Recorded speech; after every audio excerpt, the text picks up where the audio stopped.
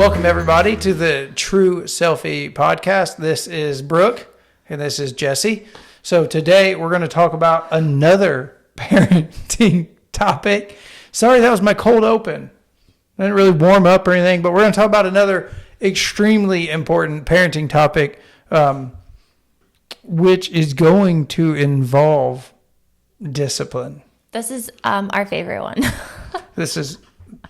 I only wrote notes down for this one. This is the one where we have a lot of scripture. We do. There is some scripture. I have a page and a half notes, and 3/4 of that is scripture. So open us up. Okay. About discipline. So we're going to talk about the necessity of discipline. We're going to talk about, I guess, a way to do it, a way to not do it, and then what it may look like around other people when you do it. Is discipline biblical? Oh, it is so biblical. Not just parenting discipline, right? But godly discipline. Right. And that's where we get it from. Okay. So God disciplines us because he loves us. And we're going to read out of Hebrews 12 about that. But out of that love that God has for us to discipline and grow and train us, that is we then do that to our children. Yeah. I mean, in Hebrews 12, I don't know exactly which verse on my tiny screen here, but I think it says that if you are not being disciplined, then you are illegitimate and not a child of his. Yeah, that's a hard truth. It should be when you do something wrong and you feel God tell you that was wrong and you get convicted over it. That's God showing you that he loves you, that he's watching you. Like it's a good thing. It hurts. Even in Hebrews 12, it tells us that it isn't enjoyable in the moment. Like discipline isn't enjoyable for the receiver or the giver of discipline. But it is the right discipline is an expression of love. Yeah, and it's 12:6 in Hebrews. For the Lord disciplines the one he loves, and he chastises every son whom he receives. So it's biblical to know that we get disciplined because of God's love for us. And then it's also good to know that it's our responsibility as parents to then discipline those kids who we've been given, who we receive from God. Like God has given us these kids. And so because we receive them, we need to in turn discipline in a form of love.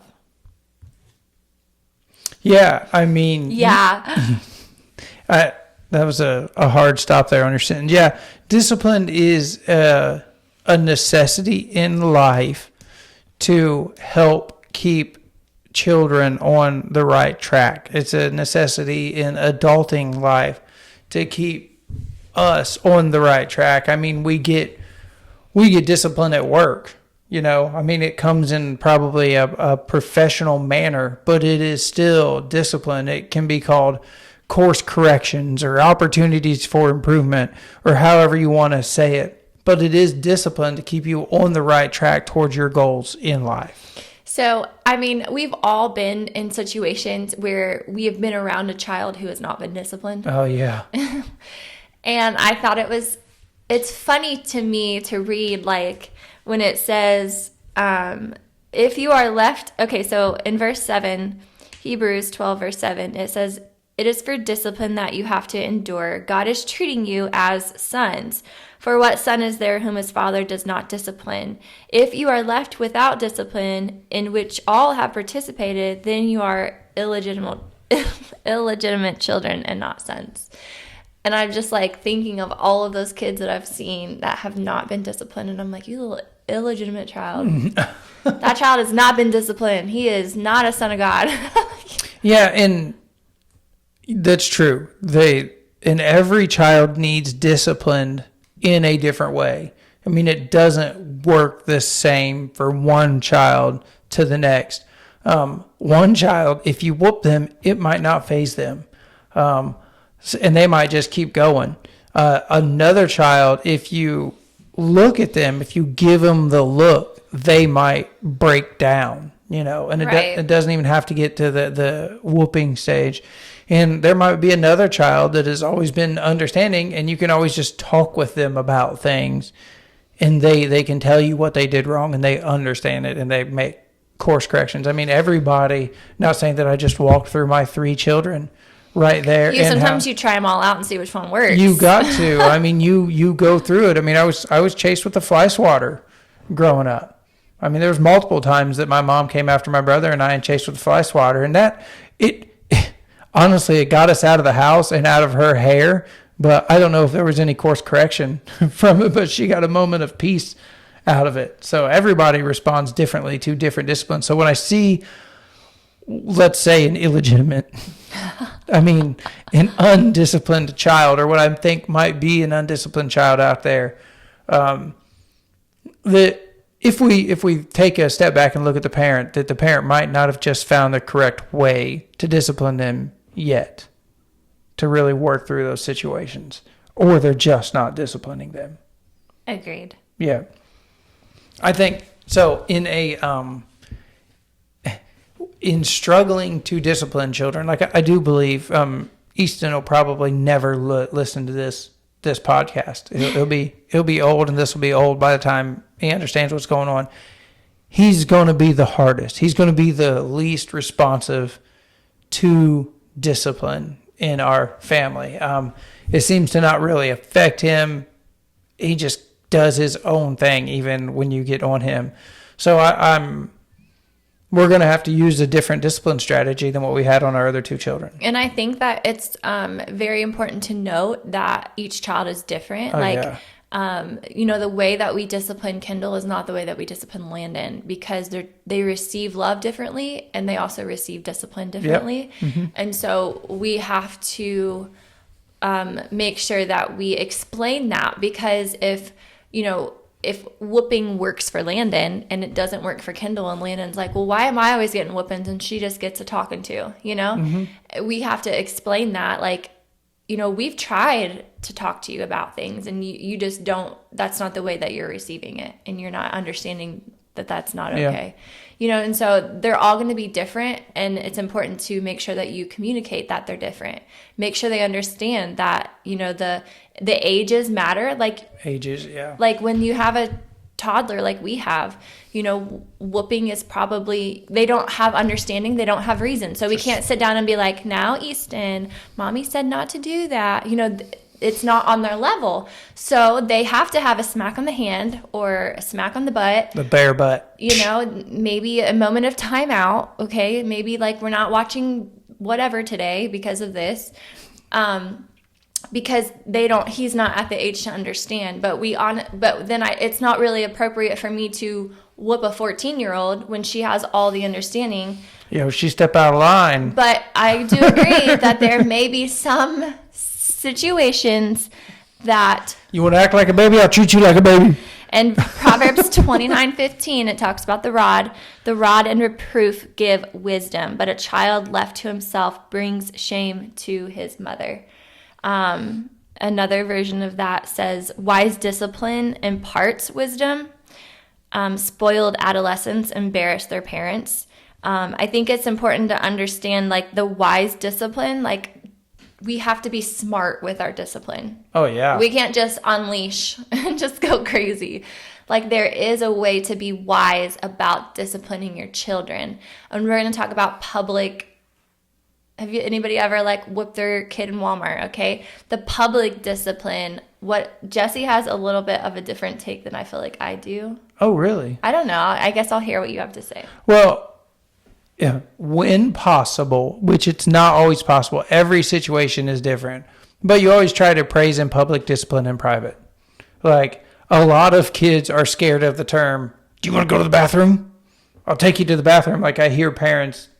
I'm pretty sure I've said that a few times. You might have. But I hear lots of parents do that. So I get why kids are scared of the bathroom. That's a scary place. That's where they get discipline and whatnot. You try to praise in public and discipline in private, but children don't always respect that. so it has to be done in the public, like, but discipline has to happen. And I know that as parents, some of us might feel ashamed when we try to discipline our children in public. I mean, it's a last resort. You try to get them away and try to talk to them about it and fix the issue. But sometimes you just cannot. And sometimes, so real time, right there, no matter where you are, discipline has to happen because it's a feedback loop. I mean, we learn it. It's a feedback loop. When a dog, when a person, when somebody at work, when somebody does something wrong, they must know about it right away. And then they start building emotional connections between that action and a result of that action. And you have to build that. So sometimes when you're a public place, you have to do that. And you have to know that you got to discipline your child. And then you're going to look up.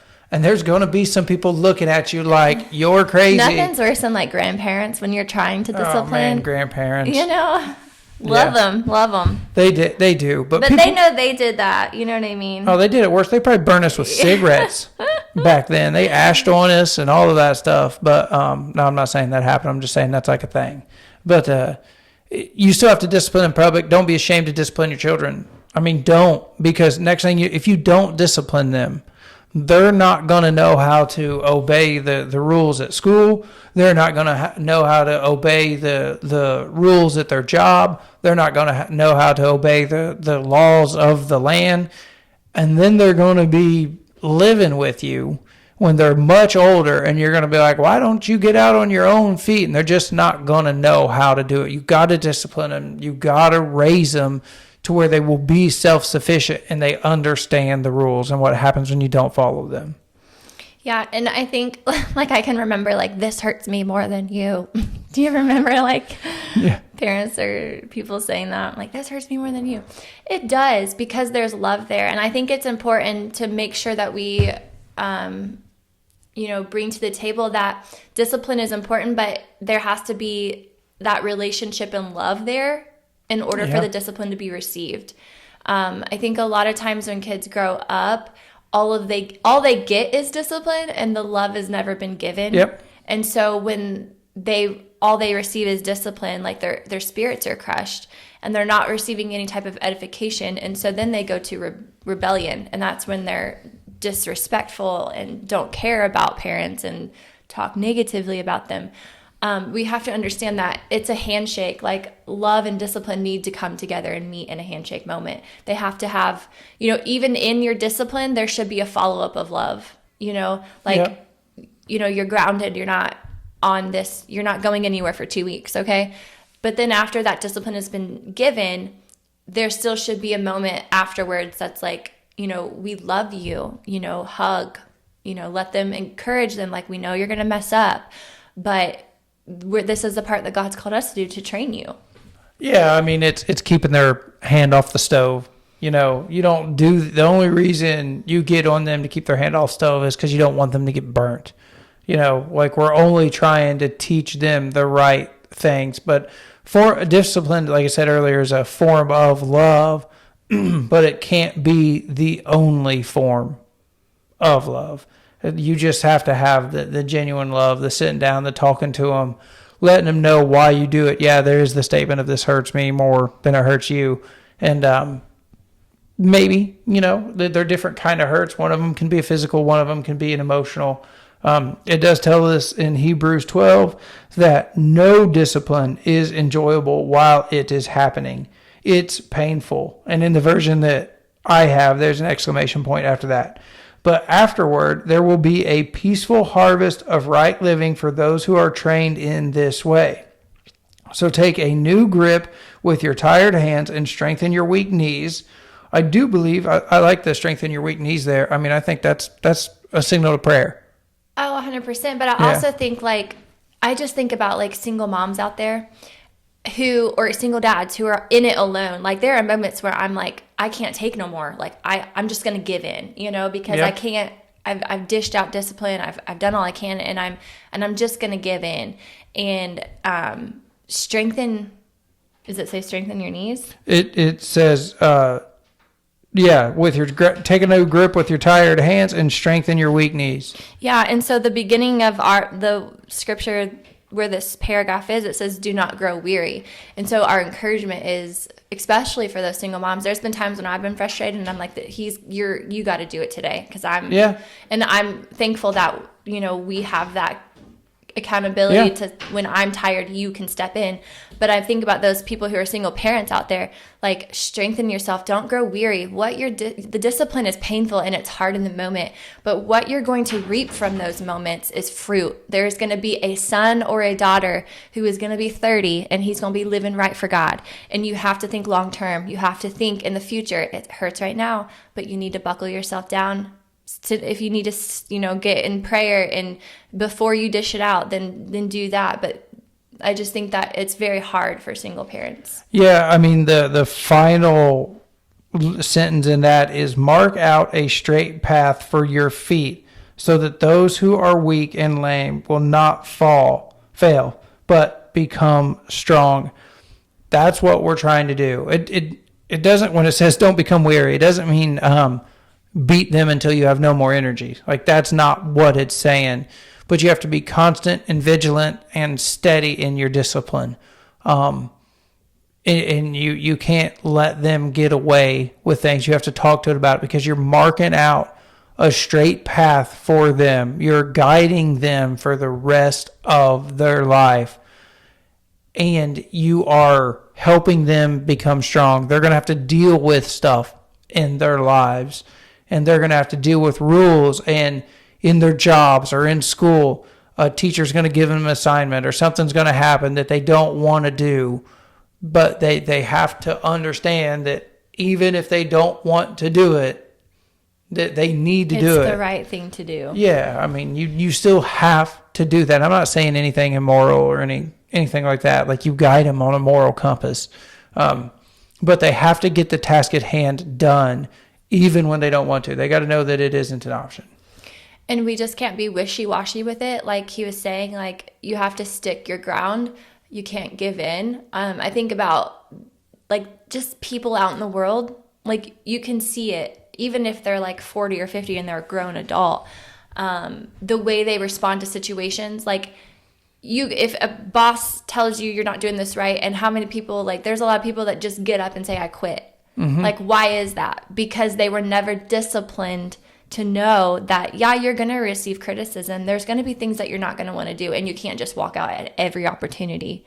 There's got to be some ground that you have to understand that there's a right thing to do, and even if you don't want to do it, you still must do it. You do, and you got to talk with them about the big picture. Like if you sit down with your kids and say, listen, they'll ask to get on social media well before they're ready.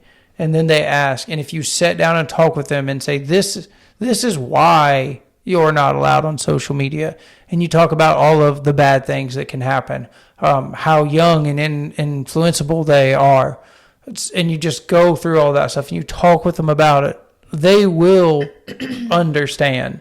But you got to show them the big picture. It can't just be, no, you're not allowed. It can't be that. Like, right. You have to give them the big picture. You have to give them maybe not all the information you have, but a lot of information that you have, and set them on the right path. And I think, like, we sat down with Kendall a couple of years ago and just told her, like, social media, like, girls are mean. Like, social media is like a whole nother thing at your age.